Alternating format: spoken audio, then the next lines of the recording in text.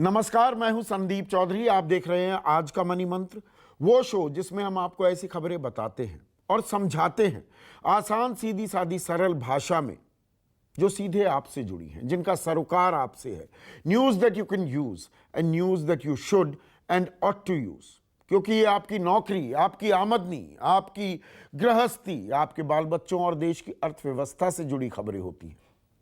कोई राजनीति नहीं, कोई हिंदू मुसलमान नहीं, कोई भारत पाकिस्तान नहीं। और आज की खबरों का विश्लेषण करने के लिए काफी दिनों बाद वरिष्ठ पत्रकार और न्यूज विद जे के मैनेजिंग एडिटर सिद्धार्थ जराबी मेरे साथ जुड़े हैं। और सिद्धार्थ, आज आम आदमी से जुड़ी सबसे बड़ी खबर जो मुझे दिख रही है, टाइम्स ऑफ इंडिया में फ्रंट पेज पर छापी गई है। SBI offers up to 2 years repayment relief for home and retail loans. Borrowers will have to show loss of income. तो जो आपने लोन ले रखा था, 6 महीने का आपको मॉरेटोरियम भी मिला, 31 अगस्त को उसकी मियाद खत्म हो गई थी। अब SBI जो देश का सबसे बड़ा बैंक है, वो कह रहा है कि हम 2 साल तक और आपको छूट दे सकते हैं कि आप ना दें, या आप किस तरह से लोन की अदायगी करेंगे उसके बारे में आपके साथ हम बैठकर बात कर सकते हैं। और इसके चलते HDFC, ICICI जैसे बैंक भी अब संकेत मिल रहे हैं सिद्धार्थ की वो भी इस राह पर चल सकते। संदीप, बहुत बहुत धन्यवाद। देखिए, ये जो 2 वर्ष का रिपेमेंट रिलीफ है, इसमें जो आपने कहा कि कंडीशनल है ये लॉस ऑफ इनकम को लेके, तो मैं मानता हूं कि अगर इसको बिल्कुल सरल तरीके से देखा जाए तो ये बड़ी एक राहत है। जिसकी नौकरी चली गई है, जिसकी आमदनी घट गई है, और ये विषय हमने बहुत बारी चर्चा की है, तो उसके लिए वो EMI देना जो उसने एक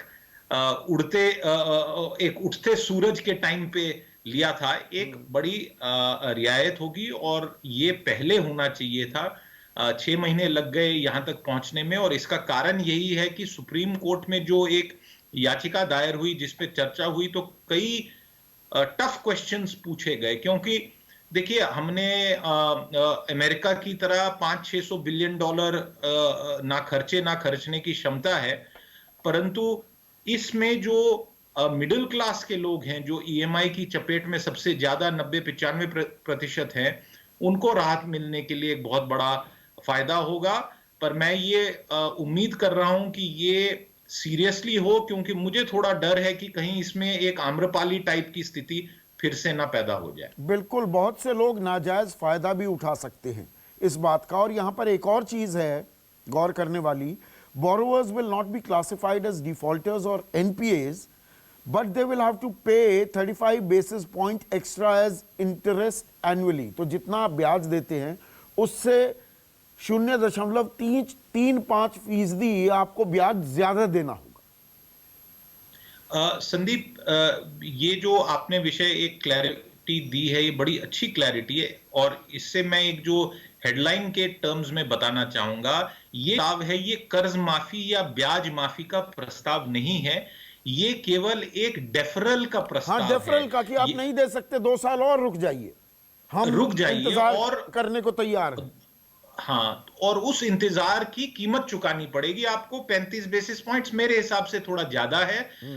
ऐसी पेनल्टी नहीं लगानी चाहिए थी। अकाउंट को स्टैंडर्ड रखते हुए ये जरूरी नहीं था कि स्टेट बैंक जैसा बड़ा बैंक एक 35% की कॉस्ट इंपोज करे। पर मैं ये कहूंगा कि जिसके पास कुछ नहीं, डूबते को तिनके का सहारा ही सही। बैंकों की भी देखिए, हमें बैंकों की भी मजबूरी समझनी चाहिए।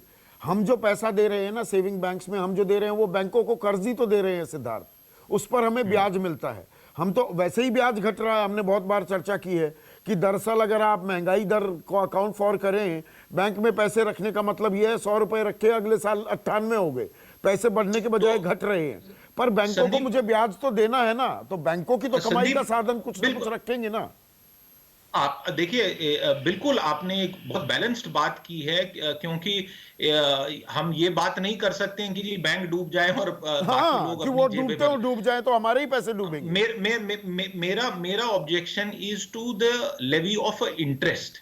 अगर आपने 2 साल के डेफरल के लिए कुछ एक प्रकार से पैसा लेना है, तो मैं यकमुश्त कहता मान लीजिए आपने 10 लाख का डेफरल दे दिया, तो मैं ये कहता कि 2 साल के बाद तीसरे साल में आप कस्टमर को ये बोलिए कि आपको 50,000 का एक top up payment one shot करना पड़ेगा। वो आसान है। मैं एक बदकिस्मती, दुख और दर्द के समय पे ब्याज लग रहा है, इस प्रिंसिपल से थोड़ा सा मेरी पूरी और सहमति ये ब्याज का खेल आम आदमी को समझ में नहीं आता। ब्याज बढ़ जाते हैं वो तो बताता नहीं बैंक, घटाने की बारी आएगी तो कहेंगे अरे आपने लेटर नहीं लिखी कि ये घटना चाहिए, तो वो ओनस मेरे पर, बढ़ाने की जिम्मेदारी बैंक की।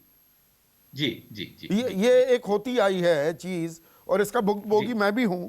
एक बैंक के साथ अभी भी झगड़ा चल रहा है, वो सालों से चल रहा है, चले ही जा रहा है। जी जी। अब कल क्या हुआ, कल यकायक, मैं शेयर बाजार की ज्यादा बातें नहीं करता हूं कभी अपने शो में, लेकिन कल बाजार गिरा। और मैं ये खबर क्यों ले रहा हूं, क्योंकि इससे जुड़ी 2-3 खबरें एक साथ आएंगी। Sensex tanks 1812 points as virus spread stokes fresh economic fears, कि कोरोना काबू में नहीं आ रहा है तो कल बाजार ने जबरदस्त गोता खाया। बिजनेस स्टैंडर्ड ने भी हेडलाइन ली है, Indian stocks stumble amid global sell off, rising covid cases, ICIJ report rattles investors, Dow slips about 3%। Dow index यानी कि अमेरिका में बाजार 3% का गोता लगा रहे हैं। तो सडनली जागी है क्या ग्लोबल अर्थव्यवस्था की? देखिए अभी ये भूत ने पीछा हमारा छोड़ा नहीं है, कि एक पैनिक क्रिएट हो रहा है। देखिए, बाजार को कारण चाहिए होता है प्राइस को एडजस्ट करने का। भाव, बाजार के लोगों में एक सॉर्ट ऑफ कहावत है कि भाव भगवान है। तो उतार चढ़ाव भी उस स्टोरी का एक पार्ट है, और जिसे हम कहते हैं कि markets are driven by greed as well as fear. तो ग्रीड के टाइम आदमी खरीदता है कि सस्ती हो गई है चीज, और जब ऊंचे पे जाती है तो बेच देता है, और डर ये रहता है कि कहीं मेरे को ये फिर से ऊंचाई ना मिले तो मैं अभी अपने आप को कैश आउट कर लेता हूं। तो ये ग्रीड एंड फेयर की बात है। ऐसी कोई भी नई इंफॉर्मेशन नहीं आई है मेरे मायने में जिससे कि बहुत ज्यादा री रेटिंग करने की आवश्यकता है। ये सबको पता था कि वैक्सीन में समय लगेगा, ये सबको अंदेशा था कि दूसरी बारी कोविड की वेव आ सकती है, ये सबको, हमें भारत देश में भी अंदेशा था कि जो पहले 2-3 महीने में हुआ स्ट्रिक्ट लॉकडाउन के समय पे, और उसके बाद खुलने के बाद क्या है, तो वो जो वर्स्ट फेयर्स हैं हमारे, वो सही निकल रहे हैं। पर मैं मानता हूं कि लॉकडाउन क्योंकि कम नहीं किया जा रहा है, क्षमा करें, क्योंकि लॉकडाउन को वापस नहीं लाया जा रहा है स्ट्रिक्टली इंडिया में, तो इसके कारण हमारी इकोनॉमी के लिए थोड़ी सी राहत है। नहीं तो अगर बाकी देशों की तरह जहां पे लॉकडाउन वापस पुनः लगाया जा रहा है तो हमारे लिए स्थिति खराब हो सकती है संदीप। और इसीलिए मैंने कहा ये खबर मैं क्यों ले रहा हूं, क्योंकि 2-3 इससे जुड़ी खबरें हैं। इकोनॉमिक टाइम्स ने हेडलाइन छापी है, संजीव मेहता हैं, चेयरमैन हैं हिंदुस्तान यूनिलीवर के, वो कह रहे हैं government must step up spending before it's too late, and he also wants interest rates to be slashed given signs of urban distress, कि शहरी इलाकों में अब असमंजस और दिक्कत की स्थिति और भयावह होती दिख रही है, तो ब्याज दरें कम की जाएं, सरकार को पैसे खर्च करने होंगे। उधर इंडियन एक्सप्रेस ने, वो ई अड्डा अपना चलाते हैं, उसमें रुचिर शर्मा आए, तो रुचिर शर्मा क्या कह रहे हैं, high debt fiscal deficit, Bharat में पहले ही हमारा फिस्कल डेफिसिट तो जो पूरे साल का टारगेट था वो अभी पूरा हो गया 8,28,000 करोड़ का, 4 लाख करोड़ की और जरूरत पड़ेगी। तो ब्याज बढ़ रहा है, मतलब कर्ज बढ़ रहा है, फिस्कल डेफिसिट वित्तीय घाटा बढ़ रहा है, India can't print it's way out of the mess, कि हम नोट छापकर काम नहीं चला सकते हैं। तो एक तरफ मांग है कि सरकार को स्पेंडिंग बढ़ानी पड़ेगी, दूसरी तरफ यह भी कहा जा रहा है कि भैया सरकार के पास कोई अलादीन का चिराग नहीं है, हम नोट नहीं छाप सकते। अब ये आपका प्रिय सब्जेक्ट है, थोड़ा समझाइए बिल्कुल आसान भाषा में सिद्धार्थ। देखिए, जो आपने HUL के मुखिया जो हैं संजीव मेहता, उनकी जो आपने स्टेटमेंट दी, तो मैं मानता हूं कि उनकी स्टेटमेंट जो हम चर्चा कर रहे थे कि इंटरेस्ट रेट्स को घटाया जाए। तो यही विषय था कि अगर आप ब्याज लेते रहेंगे या ज्यादा ब्याज लेंगे तो कंज्यूमर के लिए बहुत दिक्कत होती है अपना करंट लोन भी सर्विस करने के लिए। और संजीव मेहता ने जो एक उससे बड़ी इंपॉर्टेंट बात कही है संदीप, वो ये कह रहे हैं कि there is a cost of doing and the cost of not doing. Yes. तो ये विषय जो एक बहुत बड़ा आ रहा है कि सरकार ने अभी तक एक प्रकार से बाकी दूसरे देशों की इकोनॉमीज की तरह अपने यहाँ पे इकोनॉमी को रियल स्पेंडिंग और कंजम्पशन डिमांड बनाने से क्यों चूकी है सरकार। वो आपने तो शुरू में भी जो कहा कि 400-500 बिलियन डॉलर अगर दे रहे हैं अमेरिका में, वो राहत पैकेज दी जा रही है, यहाँ 20 लाख करोड़ दिया गया, वो एक मॉनेटरी स्टिमुलस था, वो तरलता प्रोवाइड कर रहा था, पैसा सही मायने में जेब में नहीं आया, वो फिस्कल स्टिमुलस नहीं था। और यूएस का तो वो 500 बिलियन डॉलर 550 बिलियन डॉलर केवल एक टाइप का है। एक्चुअली यूएस में अभी तक लगभग 2 ट्रिलियन डॉलर का स्टिमुलस दिया गया है कोविड को लेके। तो दूसरा जो आपने विषय उठाया रुचिर शर्मा वाली जो बात है, तो मैं ये सवाल पूछना चाहूंगा कि क्या रुचिर शर्मा जी ने ये एडवाइस अमेरिका को दी है? और अगर ये एडवाइस उन्होंने दी तो अमेरिका क्यों नहीं सुन रहा है उनका? क्योंकि जहां वो काम करते हैं वो तो अमेरिकन बैंक है। तो संदीप, ये आप जानते हो ये कि फिस्कल कंजर्वेटिज्म है, ये आईएमएफ की जो गाइडलाइंस है ना, ये आर्थिक रूढ़िवादी सोच है, ये संकट समय है। सरकार नहीं पैसा लगाएगा तो क्या होगा? The cost of not doing. आपने सही पकड़ा संजीव मेहता ने जो कहा। और विषय ये है कि ये आप इंडिया में ही आके क्यों ये सब भाषणबाजी करते हैं? मतलब मैं किसी व्यक्ति विशेष पे टिप्पणी नहीं कर रहा हूं, ना मैं किसी के सम्मान के विरोध में कोई बात कर रहा हूं। आप ज्ञानी हैं, आपको बहुत ज्यादा जानकारी है, तो आप यहीं आके क्यों बांटते हैं ये ज्ञान? जिस देश में 40 से 50 करोड़ लोग एक डिसेंट वेज भी नहीं कमाते हैं, जिस देश में 80% personal income tax middle class से आता है, जिस देश में किसान पे अभी टैक्स नहीं लगता और लगना भी नहीं चाहिए, जिस देश में आपको अभी कम से कम 30 करोड़ पिछड़े और शेड्यूल ट्राइब, शेड्यूल कास्ट को एक मेन स्ट्रीम करने की अभी भी एक आवश्यकता है, उस देश में सरकार नहीं तो कौन कोई प्राइवेट कंपनी करेगी। और जिस अमेरिका के बैंक्स वहां के गोल्ड रश से बने, जो वहां पे बैंक्स बड़े बड़े बने जिन्होंने ओपियम में कारोबारी की, जिन लोगों ने ग्लोबल ट्रेड को कब्जा किया, जिन लोगों ने ट्रेड रेस्ट्रिक्शंस लगाई, जिन्होंने डब्ल्यूटीओ और गैट जैसे प्रावधान लिए, दूसरे गरीब देशों के मार्केट खुलवाए अपने प्रोडक्ट्स के लिए, वहां के बैंक के कर्मचारी हमारे बड़े अखबारों में आके ये ज्ञान बांट रहे हैं। तो 30 साल से इनका जो ज्ञान बटा तो क्या हुआ? क्या करप्शन कम हुई कॉर्पोरेट्स में? क्या बैंक के घोटाले कम हुए? क्या देश में गरीबी कम हुई? क्या इस आर्थिक संकट की स्थिति में जिनकी नौकरियां जा रही हैं तो वो किसको देखेंगे? इस देश में माई बाप सरकार है, ये सच्चाई है। अगले 50 वर्ष वेलफेयर स्टेट हैं, बिल्कुल सही कह रहे हैं आप। और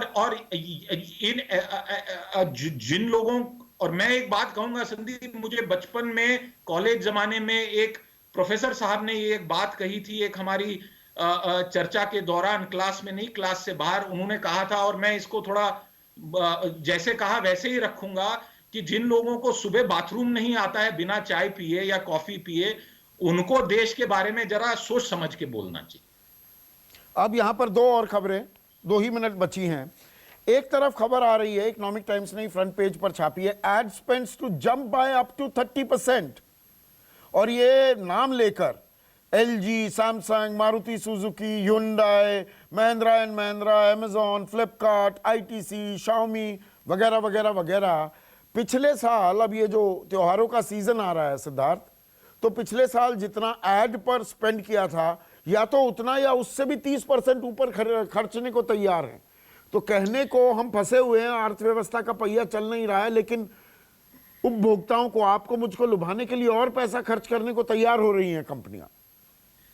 देखिए, मैं आपको ये इसको एक एग्जाम्पल के द्वारा समझाऊंगा संदीप। एक बड़ी देश में टेलीकॉम कंपनी है जो एक जॉइंट वेंचर कंपनी है, उन्होंने अभी अपना नाम बदला है, और नाम बदलने के बाद उन्होंने कहा है कि हम 800,000 करोड़ रुपया कुछ खर्चेंगे। हाँ, वोडाफोन आइडिया की बात कर रहे हैं, वी बन और कुछ कुछ लोगों ने सोशल मीडिया पे उस पे टिप्पणी भी की है कि भैया ये 700-800 करोड़ आप कंज्यूमर को ही डिस्काउंट में बांट देते तो लोग आपकी नेटवर्क छोड़ के दूसरी नेटवर्क पे नहीं जाते हैं। तो ये कंपनीज के डिसीजंस होते हैं। और पिछले 6 महीने में हम जानते हैं कि जो नॉर्मल एक एनुअल एडवर्टाइजिंग कैलेंडर होता है प्रोडक्ट्स को पुश करने के लिए, वो बिल्कुल रुक गया था। और अब क्योंकि ये एक्सपेक्टेशन है कि बिजनेस बढ़ाना है तो लोग 10 पैसे खर्चने के बदले 20-25 पैसे खर्चेंगे। परंतु हमें इस बात का ध्यान रखना पड़ेगा कि इस स्थिति में higher advertisement is not an indicator of economic revival. It Yes. is actually an indicator of desperation of companies आपने to मेरे boost मुंह से शब्द sales. छीन लिए। मैं डेस्परेशन वर्ड ही कह रहा था कि ये मत मानिए कि जी सब बल्ले बल्ले, सब नॉर्मल, सब चंगा सी। कुछ चंगा सी नहीं है ये डेस्परेशन में कि भैया धंधा बिल्कुल बैठ जाएगा, किसी तरह से तो लुभाओ, किसी तरह से कहीं अंटी में पैसे होंगे वो खर्चने के लिए प्रोत्साहित करो, एनकरेज करो लोगों को। तो आज आपका बहुत बहुत शुक्रिया सिद्धार्थ, काफी दिनों बाद हम मिले और विश्लेषण आपने किया। तो आज का मनी मंत्र में बस इतना ही। नमस्कार, मैं हूं मानक गुप्ता।